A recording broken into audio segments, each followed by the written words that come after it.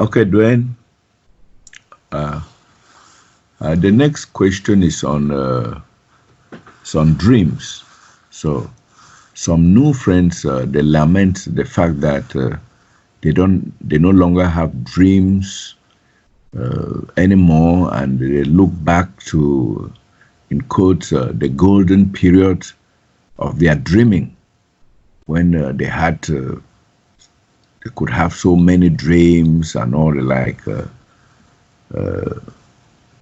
You see, that is normally when they just joined the new presentation. So, what explanation can Dwayne give about this? Because there are some fears that maybe they are not again in quotes progressing in their studies. They are somehow they are stuck or standing still or something like that. So there's a lot of anxiety and confusion concerning this lack of nocturnal dreams, which just taper off sometime after joining the new presentation. Yeah, Duane, can you explain? Well, I'm sure not everybody has that experience, but we all go through that. I have too. It comes and goes because sometimes you're set into a position. If you want the real guidance, you're set into a position to where, okay, and there's nothing around, there's nothing. So the idea would be, let's see what you can do. Okay, so you're going to have those positions. It's not going to be to where you're always going to be hand-fed. See, and so we do look to the real side many times, and everybody's a little bit different. So who can say? Each person's different, and we relate to life, and we relate to this guidance. We relate to the understanding, and we, understand it differently with each of us. So there's no set way, but the real guides, many times, some of them, they sat in darkness for years, and nothing. They just sat to clear themselves out. And so, just like anything, there's periods in our life where it's just time to clear things out. And this is where, when you see this, and is it that you will take on the challenge to see more than something that supposedly is not happening, you see? Because there's always more to life to recognize. And so instead of just looking to how that situation occurs all the time, supposedly, this is where the individual takes the initiative to decide to see more for themselves. And so will they do that? So, let's just say the non-dream area is the 6th level, which is the deep dark border. It has its purpose. And so within the 5 levels of creation, there is the dream, the passing dream, and there's the nightly dreams. Basically, you go into the astral worlds because it's very easy to have these experiences. And on other levels, many people have these experiences. Okay, that's great. And that's the soul travel idea that Paul put forward, just to give people the experience. But now, to penetrate, to surpass the deep dark border, where there is no dreaming, okay, and it's more of your intuition and getting into the position of your real awareness in the real universes, well, that always is, but you have to learn to recognize it. So it's not a position of being passive to where, okay, I'm waiting for something to happen. It's a position of deciding and then doing, and then how are you going to recognize it? So I had to figure out the new presentation for myself. It was not laid out for me, okay? It was not just given to me. It's like, okay, here's your instructions, write it like this. No, I had to figure it out. And it was from nothing that I created it. There was nothing there. So I started off with what I had experienced, then I've excelled to the position to where it's more than that personal experience in the dreams and whatever. It's a whole lot more. That's the better part. And this is what I call perceiving. And so again, this gets into the real reality of what life is, but you have to learn to see it, and it's invisible. So we have the dream area, we have these experiences, but the whole of life is invisible.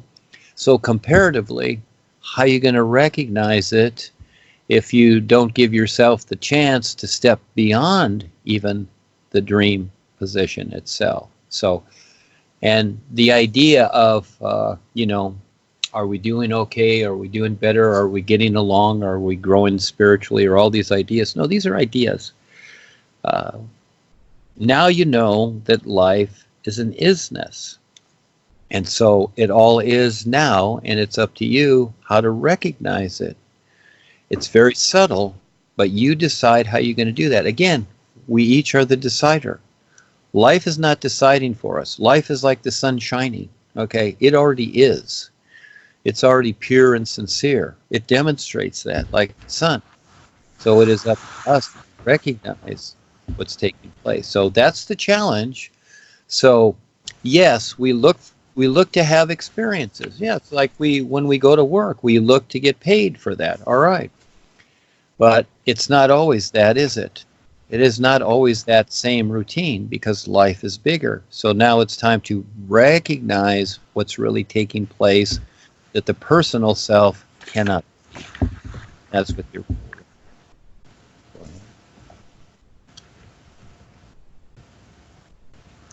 Thank you, Duane. Alors, les amis. Oui, nous sommes là. Alors, Charles, Oui. Vraiment, cette question m'a. J'étais en train de relever quelque chose là. Ce que Duane disait. Ça m'a donné une autre connaissance que je ne savais pas. Ça m'a relevé quelque chose. Bon, il dit que bon, l'expérience de ne pas rêver, ça doit nous apprendre de faire quelque chose pour voir encore plus ce que la vie est. Et il paraît, selon lui, ce qu'il a dit, quand on ne rêve pas là, peut-être qu'on est déjà dans le 6e niveau, là où tout est noir, et il n'y a rien là-bas. On doit faire quelque chose pour avancer jusqu'au 7e niveau, qui est le premier niveau de monde réel. Donc, on a eu tous ces rêves-là, et les rêves nocturnes et les rêves quotidiens de la vie. On a eu tout ça, et ça vient quand on est quand on dort, particulièrement quand on dort là. Après un moment, c'est maintenant que je comprends que quand on ne voit pas, on n'a plus de rêves là, ce n'est pas qu'on ne grandit plus, ou oui. Non, allez-y. C'est pas que qu'on ne grandit pas, ou on est calé ou quelque chose comme ça. On est dans une région de monde intérieur, de monde on est peut-être dans le 6e plan, là où il n'y a rien. Tout est noir. Tout est... quand les bouddhistes arrivent à ce moment, à ce niveau-là, ils disent que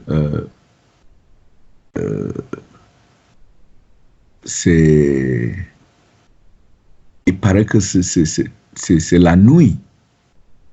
C'est une verre qui n'a rien. Il n'y a pas de l'eau dedans, il n'y a rien. Donc, on doit faire quelque chose pour continuer. Et les rêves ici maintenant qu'on aura, c'est les rêves qu'on a créés personnellement.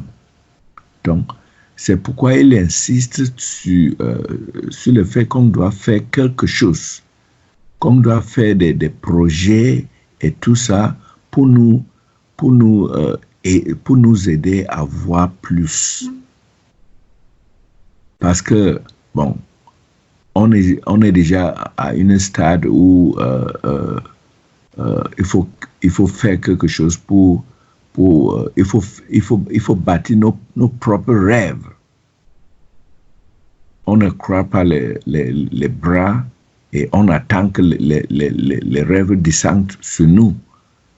Donc j'ai un peu compris que c'est comme ça. C'est ce qui se passe avec beaucoup de nos frères. Mais il dit que cet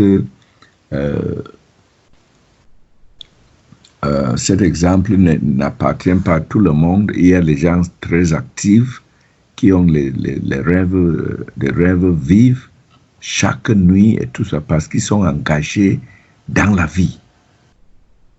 Ils sont là mais, chaque fois pour faire quelque chose pour connaître la vie plus ce que la vie est. Ils ne croient pas les bras, ils n'attendent que les guides les viennent montrer quelque chose et tout ça. Donc, ils sont en train de créer quelque chose, de faire quelque chose, et c'est par voie de ça que les guides vont entrer dans notre vie et on aura encore plus des expériences différentes. Donc, j'ai un peu compris que ça. Donc, quand on ne voit rien, quand on semble calé là, peut-être on est dans cette 6e niveau-là. J'ai compris ça. Est-ce que ça vous a aussi donné un peu de la lumière? Oui, hein? Répondez, les amis. Oui, Charles. Oui, c'est ça. Les amis ont compris. Il y a Thomas Zanzala qui a une question. Thomas, concentrez-vous. Attends. Moi, je vais attendre. Bon,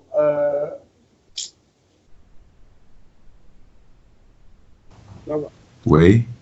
j'ai une question, en tout cas privée, personnelle, mais ça va aussi Assieds-toi, tu vas monter.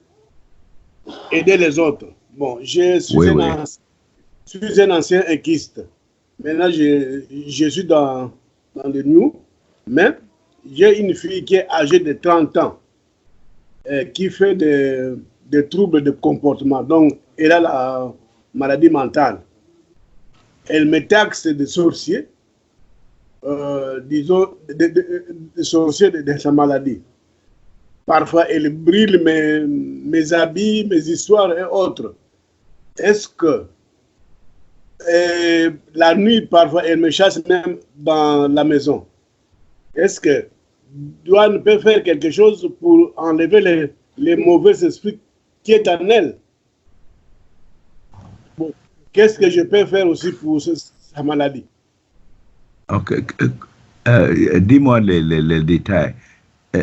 Quand est-ce que la folie a commencé? Ça fait plus de 8 ans déjà. Elle suivait le traitement moderne, mais ça ne tenait pas. Pour le moment, elle suit un traitement traditionnel. Ça va maintenant, ça va.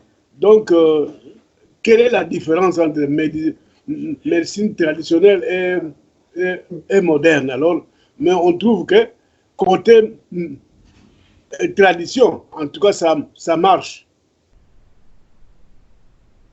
Oui, est-ce que le type qui la traite, est-ce que c'est un exorciste? C'est un homme qui se dit Église des Noirs. Église des Noirs. Église de quoi? C'est l'exorcisme. C'est l'exorcisme. Donc, effectivement, il est en train d'enlever les mauvais esprits dans son corps. Oui, ça marche un peu pour le moment. Mais elle ne veut pas me sentir. Moi, papa. Ouais. Et elle a joindre Ekanka à quel âge? En tout cas, quand moi j'ai commencé le Kangar, lui n'était pas encore né. Il était toujours. Donc, il a grandi en Ekankar. Il est né en Ekankar. Voilà. Né en Ekankar. Elle a maintenant 30 ans, ok. Ouais. Oui. Elle a maintenant 30 ans, oui. 30 ans, oui. Ok.